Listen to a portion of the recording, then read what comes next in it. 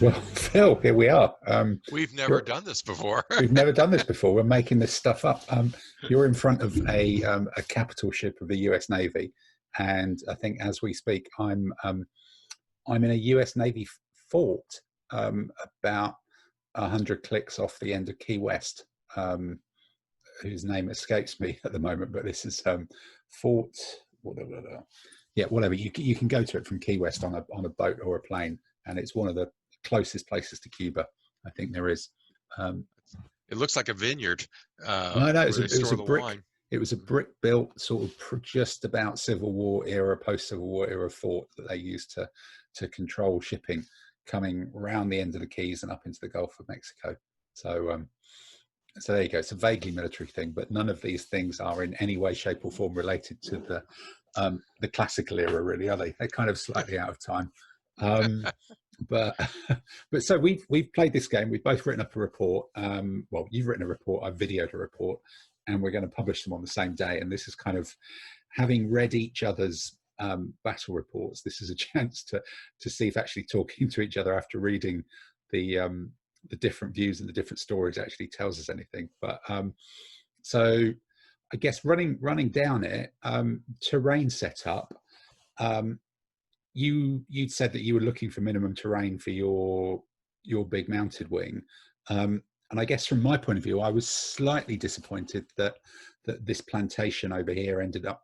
It started here, and you did manage to push it there, which I was really hoping to use that Samnite command just to be a big command to run into terrain and mug stuff really and do it over.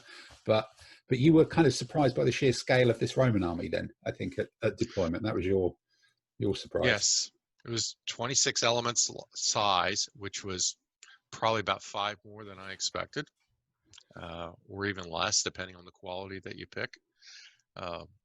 So your choice of the 4 ascensi to spread out the army was probably critical to the game, actually.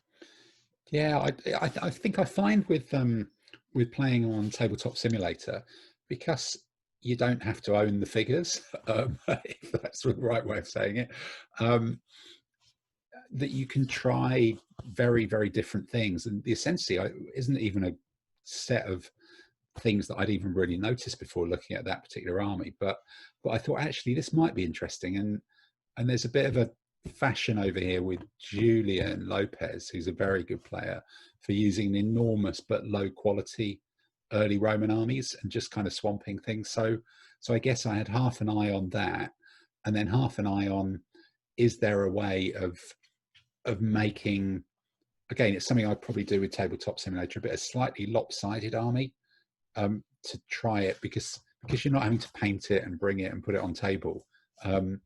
I kind of feel that you can try a bit more, shit or bust tactics with Tabletop Simulator. It's just a different way I play it. But so yeah, four mediocre spearmen was kind of unusual, and yeah, as you say, I think they did end up playing quite a big part in the game. Yeah, I agree with the concept that if we've got virtual pieces, you might as well use what's there and play outside your comfort zone. And well, I must admit, initially, I I was was trying that. Yeah, well, I was still surprised to see that many cavalry. You know, the 2 Zeistafori, that's pretty textbook, but 4 mediums. You know, I was sort of hoping that my 4 mediums would be facing 2 or 3 Zeistafori and some light horse. So when you dropped 6 cavalry there and the light horse as well, that was like, this is going to need the spearmen to do some pretty heavy lifting here, I think.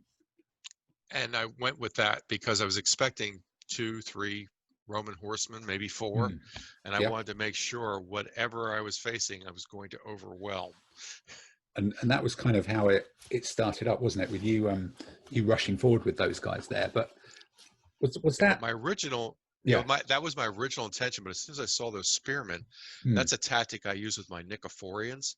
I'll run a single scutatoi with the Tagmata, and my opponent, I mean, while the Tagmata are doing all the work, he cannot ignore that scutatoi. I can dance around it, and if he focuses on it, then he's spending command points trying to deal with something that, in general, he's not equipped to deal with. Yeah, And it's you were using interesting, isn't it? exactly Yeah. that tactic. It's interesting, isn't it? You only need one or two of those units to really change. Well, on an entirely cavalry wing, they become a Hmm. real proper little anchor, don't they? They really change the balance of that. And you're right, the enemy's got to deal with them. Right, you can't ignore it. No, not at all, not at all. And so I had to change my battle plan right then and said, all right, I'm going to distract that command Yeah. and then punch Okay. in the center. But Right. then I kind of lost my focus on how to do that, and that which led to the rest of the game. Yeah, I think it sort of felt that you kind of stumbled a bit over suddenly realizing that this big block was 7 wide. I think Yep. again we all cobble together Hmm. these lists a bit, and some of this stuff works and some of it doesn't. And having the elephant in with the heavy infantry, because I Taking guess 3 command points just to move it. yeah, 3 command points to drive it forwards is tricky. And I'm sat here with these poor quality spearmen thinking, okay, I don't really want to fight early in the middle. I'll fight as early as we like over here, and I really want to fight soon over here when I've got this big group of people. Which in this one you can see they do rush forward, but I'm now having the same issue as you with this command that I think they're Sam Knights. I keep forgetting what they Yes, actually yours are. yours Sam Knights. They're We're Sam both Knights. Sam Knights. Sam Knights. Okay, both Sam Knights. Mine were all impact, and my theory was do that. I suppose I'd probably fallen into again that trap of trying to double bluff it. I'd left a too small a gap here for them all to spread out, and I'm not quite sure how I was planning to spread out from that formation. It didn't kind of work, and here they start to just sort of trip over each other when you do that thing where you're trying to do too much. I was trying to move forwards, I was trying to expand, and I was also, because you had loads of medium infantry, trying to pull the medium cavalryman in that command who's compulsory through to use him as a bit of a cutting edge, because cavalry against medium foot in the open is quite dangerous. But Hmm.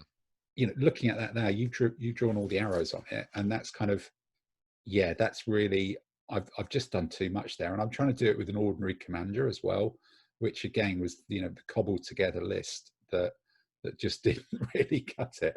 And it's one of those things where you look back and think that's just not going to work as planned. Really, that piece over there, the rest of it's kind of all right, it's a line, but it's just not going to work as planned. Yeah, I think my commander was also, no, he was competent.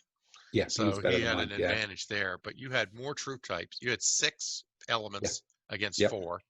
I mean, we're not going to count lights in this, but No, sure. Yeah, exactly. and you all had impact, whereas I only had 2 impact. So Yep. that was a bad matchup for me. Well, and it looks like, looking at that picture, I was trying to do my best to level it up, really, by the looks of it. And then over on the other side, my medium cavalry had psychologically started thinking that they were going to be big enough to bully something. And then so suddenly seeing 6 cavalry, they were like, oh, this doesn't really work as well, which kind of led me just to shoving the spearmen forward. But it was these Ascensi drifting out from the middle because they just weren't going to be needed here. I think you do this here, got to deal with this thing here. They were sort of coming to support the medium cavalry, but then they ended up being more significant as the game went on. So let's have a look over here. So with this one, then this is your next move. You're starting to move up more smoothly here, though, by the looks of it. But these guys are getting, I was sort of surprised that they were getting drawn in to confront the Ascensi. But was that, what did that feel like from your side of the table? Well, because your cavalry held back, I thought I was safe bringing my cavalry forward. Okay. And you weren't going to charge me, because then I would gain impact and the Yeah. furious charge Yep. against with elites versus your mediocres. Yep. And this way, I was also threatening the flank of your main infantry line if and when it advanced. Yeah, true. And supporting my infantry line if and when I ever got up there. But really, to me, this was just, I mismeasured things. Because your cavalry, even though it was held back, was only a move away from being there. So it was Yeah, not, I there is a thing. overcommitted. There is a thing about sort of pacing in the game, isn't it? It's just how things do seem further away than they are. But to my mind, my thinking on this was, these guys are they're the mercenaries, they're the mediocre spear, but they are 4-hit troops. So if I can get them in front of your 2 strike cavalry, it's you're either going to have to fight them, which should take you quite a long time to beat them, or they might beat you, or you're going to be just extracting them, and then that gives all the rest for doing so. Taking a hit for doing so, and it's just like, these are sort of expendables for me, and I'm sat here thinking, I've kind of got these in front of your 2 most dangerous troops, and then that outnumbering with 4 medium cavalry and 2 spearmen, suddenly I'm back to being able to do that because I've potentially taken those 2 out the game for a while. But this is when it starts to get really busy. I think I must have had some good pips here, I think. I was thinking that when I wrote this up. Yeah, said, I'm like, what the hell happened 2 here? ordinaries. How did you do all that? No, it was 2 competent and 1 ordinary. That was what it was, I think. Yeah, and this one in the middle didn't need to do too much. So so I guess these guys inch forwards. An extra one comes over there to start causing trouble. That's a commander's pip, and then so that's 1, 2. That must have been a 4 then, I guess, which is that's pretty good, isn't it? I wonder how that. Maybe this is 2 moves all squished into 1. And this was all 1 separate command. So yeah, force those. He must have evaded possibly in the end. He evaded, yes. Yeah, he evaded, and tricky call. I might have been tempted, but then you're drawn into combat, aren't you? And it's a bit of a lottery. If I had stuck around, you would have had an overlap fight against him and him alone. Yeah, I suppose he can then come back and block 2 of them. But I suppose if he'd stayed there, this one would have suddenly been free in a turn or so, wouldn't it, to do whatever it wanted? Right, and that's what he would have done. He'd turn around, move 3, so he would have, and had a Zoc of another UD. So he would have been able to protect the flank of my cavalry. Okay. But it was still overall a bad positioning. Yeah. And then over here, I've thrown, this thing's just fallen apart. It's just incoherent, this, isn't it, over on this side? You obviously only had 1 command point to spend. Yeah. Well, just not enough by a log chalk. And so I've just hurled some stuff in, just probably more to, it was a 3 to 1. I just yeah. outrolled you 6 to 1, I think. Yeah, something like that. But I've just kind of held it in to go, the sooner this develops into combat, this starts to grind to a halt, and I've got time to bring up the reserves, and I can just sort of trade some bodies for time and try and make up for my dreadful command structure over there. But it's just one of those things of hurling the things in. So suddenly we flip to the top down one from this piece, and you're getting the main line much closer now. But I think I probably in this deliberately made sure I was too far to be charged, because I'm still trying not to start this combat until I really have to. It's nip and tuck. But what also happened there was you had 2 light infantry in front of the elephant and the Hypaspis. I charged. Yeah. And one of your light infantry evaded, and the other one stood in front of the elephant, and it got crushed. Yeah, and then the elephant pursued, but the end result is my main infantry block is now split up into 3 blocks. Yeah, which gave you a significant advantage on the next turn. Yeah, and I guess that's the 26 unit thing. It's a free hit against the elephant. You're not really going to do particularly well, but it just tries to stop those lines, and it's an extra 2 turns before your pikes and elephants are in. And then these guys, did they just think, sod it, I've got to give this a go? Yeah, it was sod it. Yeah, as you say. Exactly. Yeah. That was it. But my logic also wasn't so bad. If you look at the odds of me actually winning because of the elite versus mediocre was about 55-45 over the course of the whole battle to destroy it. And then I could also opt to break off now. True. Yeah. True. Once they're there. But as it was, the spearman kind of stood firm. It looks like just the 1 hit there, but this was where there was all sorts of odd combat going here. I think your medium cavalry initially did better against my ordinary spears. then I disordered both your spears, and then I should have broken off. Or disengage is the rule, is the name of the word. Yeah. In l'Arctic Guerre. I should have disengaged this roll instead. I stuck around, and that was a mistake. Yeah, but I suppose that command is suddenly, that's doing quite a lot though, isn't it? You know, it's pulling these back, it's still spending pips here and there, and then these spearmen have been drawn over by that very dead light infantry.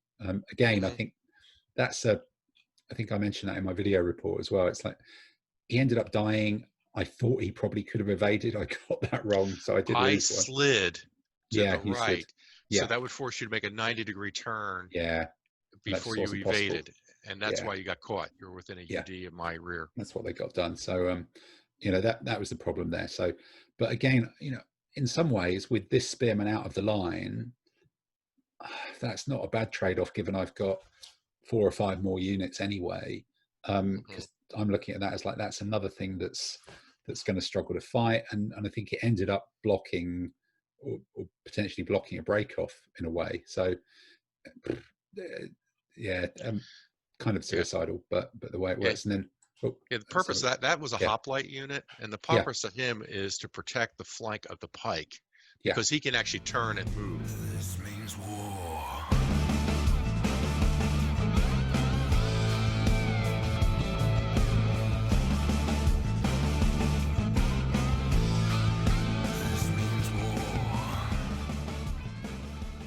So yeah, so this is it's all getting suddenly very busy, but this bit's still not engaged.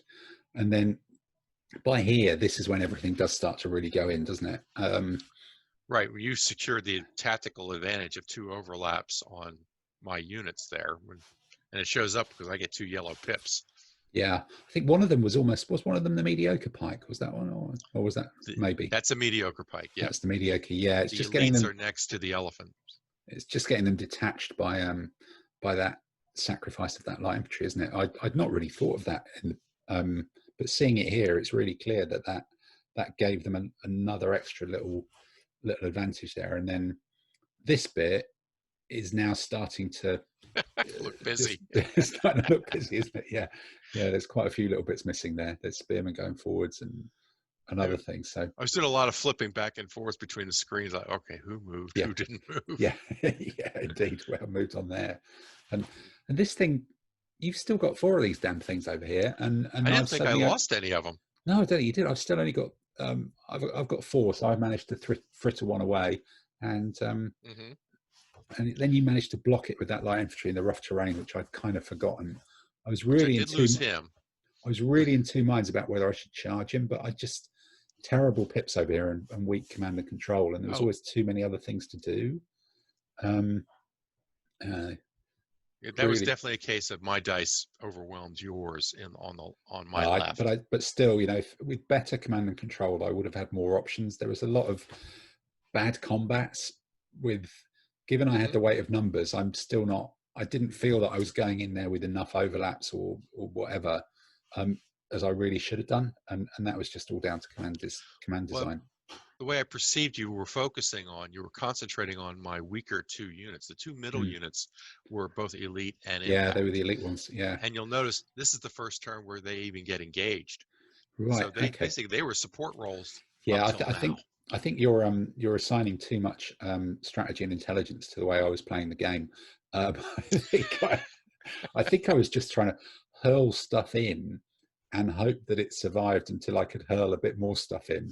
Because what I really wanted was a coherent line of fighting, with my stuff just having impact and yours not, really. So I wasn't particularly trying to avoid the elite ones at all. I was just hitting whatever I could reach. And I just didn't have the command to compel the other guys to go. So you're saying I just gave it to you? I get it. No. I think your guys were good, but I'll take your version of it quite happily. Yeah. Well, both my commands were designed to have a strong center. The elites, the elephant, my elite impacts, they were all the center of those forces involved. Yeah. Okay. So, and you were picking on the ends, which are the weak points by definition. Yeah. So everything's in now, but this command of mine is now starting to not be there.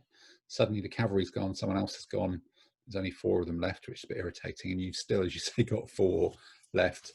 And then these had already been, I guess, weakened by the initial impact. But then your elephant and your good pikemen were fighting. This was the block of the 4 proper Hastati legionaries, and that's a pretty even matchup to start with, and my guys just came off slightly better, didn't they? Really, I guess. That's where the dice flipped. Yeah. Yeah. And that's the way it works. Yeah. That's the way it works. Well on the left, I did poorly in the middle. Yeah. And then these guys looks like they've done a quite scary disengage. A short version disengage, because they just can't go away any further. The thing is, it was illegal. Well, honestly, I always forget about disengaging anyway when I'm playing a game. So whenever someone does it, I'm always sort of surprised and then go, "Oh, well done! I should have thought of it. Yeah, great. It's my fault." So yeah, the mediums should have been left behind. Because the cavalry, they can't disengage from faster, can they? True. All right. Okay. So that's what that oops is. Yeah. So that minor detail at the end. So then we kind of move to it, and it looks like this is actually starting to, you're just shedding units there, and I guess it's a mix between what's worse. Is it the attrition of the army through stuff just being removed from play, or is it the opportunity it's creating, like here, for these guys to come into the end of the line, when this block isn't particularly losing that slowly? There's a few more going here, but were you looking there at attrition overall, or were you looking there at sort of tactical overlap envelopment being the bigger problem? Well, on the right flank, I was just trying to survive and avoid not demoralizing the whole army. In the center, I was trying to, I was engaged. I wasn't going anywhere. I was just rolling dice. That's just rolling dice. But I was really hoping to kill things on the left, because I went from a 6-4 disadvantage to here it's a 4-3 advantage. 4-3, well, and it's more than that because your units are damaged. So if I could take that and survive on the right, then I could come in round on these guys, couldn't you? Yeah. But I guess at 14 to 23, I'm now looking at this going, there's another one, there's another one there soon. There's, these guys are, it's doable to get to that extra, those extra few things quite hopefully from here, because there's a lot of stuff that's sort of flaky and injured. And then we're getting to here. This looks like a little bit more of the same. Just trying to think what happened there. This is just the engagement going on. You breaking through with the pikemen, starting to chew up these guys a bit more. And that one, you actually won that fight. I hit you in the flank. Exactly. Failed to kill your general, and you actually. There were a few of those, and damaged my attacking unit. That was it. There was a few 6-1 heroics in this game, either way, weren't there? When there were. When stuff shouldn't have happened, which is always good. And it went both ways. We both did go both ways, And then kind of here, wrapping up, I suppose, to my mind, I'm looking at this and going, the story here is you can draw a line down the middle of the table here, and you've got, 2 pieces left, because he's there double hit with a red, and that one's injured anyway. You took out my last lancer armed cavalry with a front and flank attack. That's what the double X is. That was that one going in there, because he couldn't. Those double X's mark newly destroyed units. Newly destroyed.